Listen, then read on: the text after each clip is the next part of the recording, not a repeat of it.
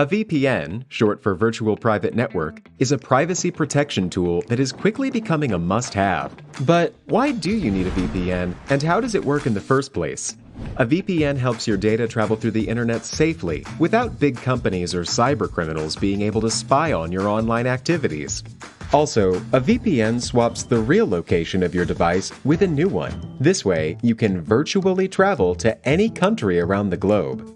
So, who can benefit from a VPN? If you're worried about your online privacy, a VPN makes sure your identity and private information are not exposed when you go online.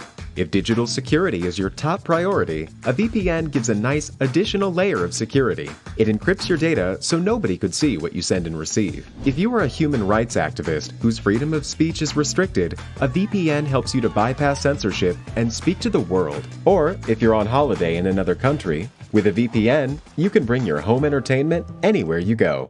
Here's a pro tip: check out Surfshark VPN. It has everything you need in a premium VPN, awesome speeds, and industry-leading protection that covers all of your devices. All you have to do is click connect. Secure your digital life and enjoy everything good that the internet has to offer with a VPN you can trust. Click link in the description and get 81% discount for your first order. Preparing. Find the route and station you need. Both the Magic Kingdom and Epcot routes travel on a loop between their park location and the Ticket and Transportation Center (TTC), but they don't otherwise align. The resort loop begins inside Disney's Contemporary Resort, then heads outside and stops at the Ticket and Transportation Center, Disney's Polynesian Village Resort, Disney's Grand Floridian Resort, and the Magic Kingdom, before heading back to Disney's Contemporary Resort. If you are running on the resort line and would like to visit Epcot, get out at the Ticket and Transportation Center and transfer to the Epcot monorail or vice versa for a return. Walk up the ramp that leads to the automatic safety gate. You may need to loop back and forth until you arrive at the final safety gate. Most often, it will say entrance at the end. Arrival time. Keep a lookout for the identifying colors of each monorail train. Each train is marked with a series of colored stripes just underneath the window line on the outside. These colors include red, coral, orange, gold, yellow, teal, lime, green, blue, silver, black, and peach, but you don't have to board a particular color. They may also feature other markers or even advertising. There is no particular order to which train will come in to pick you up. If they are on the right line, they'll go to the right place, regardless of color. Walk up the train in an orderly fashion once the gates open. Never run, and don't walk too slowly either.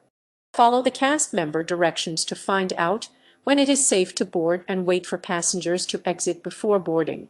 Cross the platform onto the train itself. Often, there will not be a metal board between the train doors and the platform. If you need assistance boarding, you can talk to a cast member for help.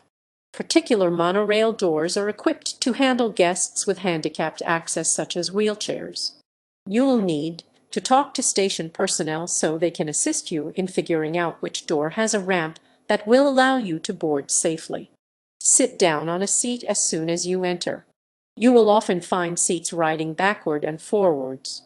If there isn't an available seat, you might need to stand and hold onto a handhold above your head.